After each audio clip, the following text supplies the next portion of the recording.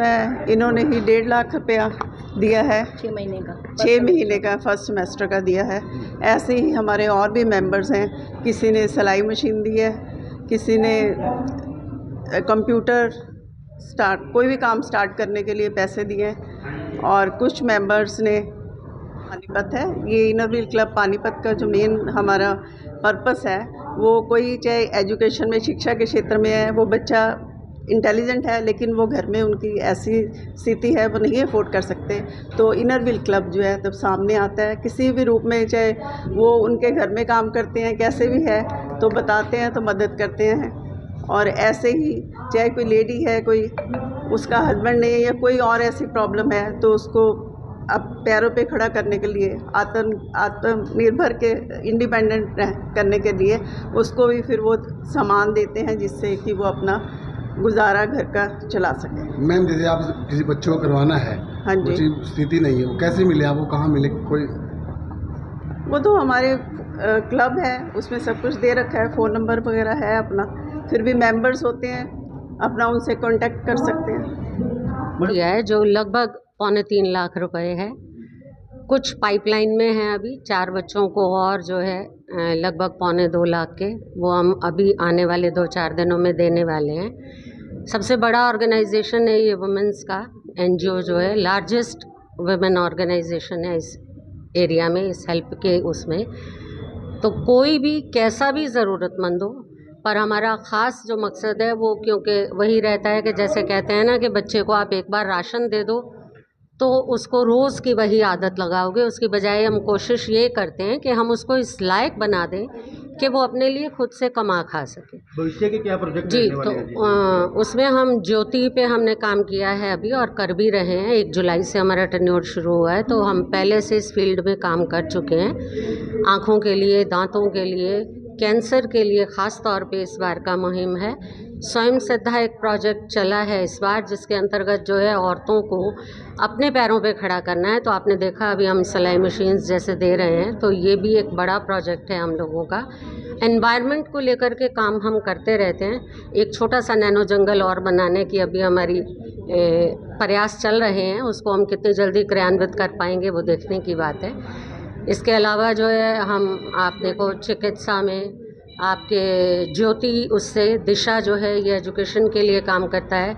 स्वास्थ्य पे हम खास काम करते हैं। डॉक्टर गीता गुप्ता भी आपके बीच यहाँ खड़ी हैं और आपने सुना भी है कि एक ही बच्चे को उन्होंने हायर स्टडीज़ के लिए 2.25 लाख दिया है।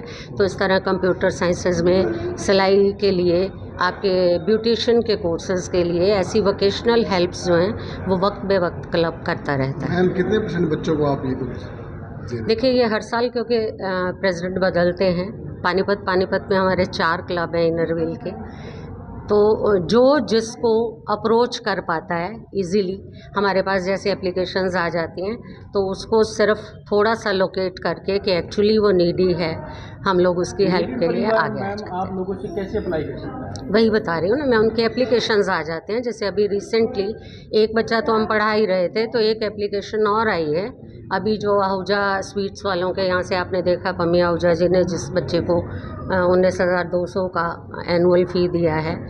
तो ऐसे ही एक और बच्चा जो है उसकी एप्लीकेशन उन्हीं के थ्रू हमारे पास आई है।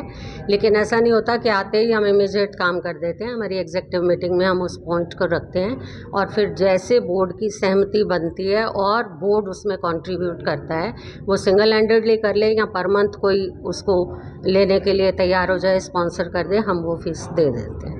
और है जिसका है स्मार्ट बिन, हम हमारे शहर में एक स्मार्ट बिन लगवा रहे हैं जो एक 6.5 फुट लंबी एक बॉटल सिलेंडर शेप है मेटल का, जिसमें जितनी ये बॉटल हमारे यहाँ सबसे देखा आप प्रदूषण किसका होता है, बॉटल्स का। तो वो बॉटल जाएंगी, वो बॉटल उसमें जाके फिर एक जब वो फुल भर जाएगा 70%, तो अपने आप जो कंपनी हमने हायर की वो आके उसको खाली करके जाएगी और उन बॉटल को क्रश करके फिर जो रोड वगैरह में जो मटेरियल यूज़ होता है ना उसमें मिलाया जाएगा। और ऐसे बहुत सारे बड़े बड़े मेगा प्रोजेक्ट्स और भी हैं हमारे, जो कि हम धीरे धीरे करेंगे। जैसे हम एक ई रिक्शा भी देने वाले हैं, और ई रिक्शा हम ऐसा नहीं दे रहे हैं कि हमने बंदे को ई रिक्शा खरीदा और दे दिया, हम उसको एक एक डाउन पेमेंट कर देंगे, बाकी इंस्टॉलमेंट उसको देनी है। तो और भी आगे ऐसे और भी प्रोजेक्ट आते जाएंगे। साथ ही एक हमारा सबसे बड़ा थ्रस्ट एरिया जो आजकल सबसे ज़्यादा देखा जा रहा है सर्वाइकल कैंसर का, तो हम इसके लिए HPP जो टीके होते हैं, क्योंकि आज हमारे देश में ना सब कुछ बट अवेयरनेस की कमी, आज भी लोगों को नहीं पता कि अगर हम 9 से 12 साल की लड़कियों को ये टीके लगवा देते हैं या 18 साल तक, तो उनको हम आगे में फ्यूचर में होने वाला जो कैंसर का खतरा है उससे बचा सकते हैं। तो हम कोशिश करेंगे हम जितनी ज़्यादा से ज़्यादा लड़कियों को करवा सकते हैं हम ज़रूर करवाएं। हमारे समाज में हवन करके शुरू किया, और वहीं पे गुरुकुल स्कूल भी है, हमने उनको बेडशीट्स भी दी जिसमें कि इनरव्हील लोगो लगा हुआ था, और उनमें से हमारे कुछ मेंबर्स ने, क्योंकि 1 साल का जो है उनका एनुअल खर्चा जो पड़ता है वो 50,000 है, हमारे 2 मेंबर्स ने, एक ने 21,000 और एक ने 31,000 के रूप में आज ही उनको दिया है। और हमारा 3 जुलाई को भी कैंप लगा था, उसमें आई स्पेशलिस्ट थे डॉक्टर कनक गुप्ता और डेंटल सर्जन थी मानसी चावला, और 7th को भी स्किन स्पेशलिस्ट थे डॉक्टर राज रमन, वो भी हमारे क्लब की तरफ से ऑर्गेनाइज़ किया गया था। सबसे पहले तो मैं आपको ये बताऊंगी कि मेरा नाम है डॉक्टर गीता गुप्ता। मैं पानीपत की सबसे पुरानी गायनेकोलॉजिस्ट हूँ। हैदराबादी भी मैंने ही खोला था, और अब मेरा हॉस्पिटल गीता हॉस्पिटल के नाम से झील के ठीक सामने, हाली पार्क के सामने। और मैं 5 डिस्ट्रिक्ट चेयरमैन हूँ 6 स्टेट्स की, डिस्ट्रिक्ट 308 की। जो हमारा जो सबसे बड़ा सेंटर है वो 308 है, जिसमें हमारे पास इस टाइम 80 क्लब हैं। तो उसमें से मैं उसकी 5 डिस्ट्रिक्ट चेयरमैन हूँ 6 साल की, 6 राज्यों की, यूपी, पंजाब, हरियाणा, इस तरह से। और इस साल मैं जोनल काउंसलर हूँ डिस्ट्रिक्ट की। और मेरा जो सबसे दिल को छूने वाला प्रोजेक्ट है वो है एजुकेशन।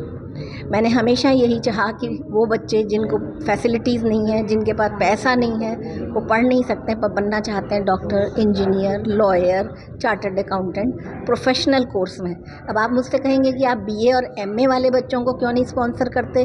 देखो, मैं अपने मन से सोचती हूँ कि प्रोफेशनल कॉलेजेस ज़्यादा इम्पॉर्टेंट हैं, और जब तक आपके हाथ में स्किल नहीं है, आपके हाथ में ऐसा हुनर नहीं है कि आप कर सकें। देखो, BA MA करके तो टीचर बन जाओगे या ऐसा कुछ करोगे, तो इसलिए हम प्रोफेशनल कॉलेज के बच्चों को करते हैं।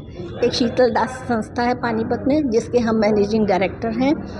हमारे रेफरल से बच्चों को पैसा दिया जाता है। पैसे का ये कोई मतलब नहीं है कि हम सिर्फ लाख रुपए देंगे, 2 लाख। अब देहरादून में एक बच्चा इंजीनियर बन रहा है, उसको हम 20 लाख रुपए दे रहे हैं 5 साल के।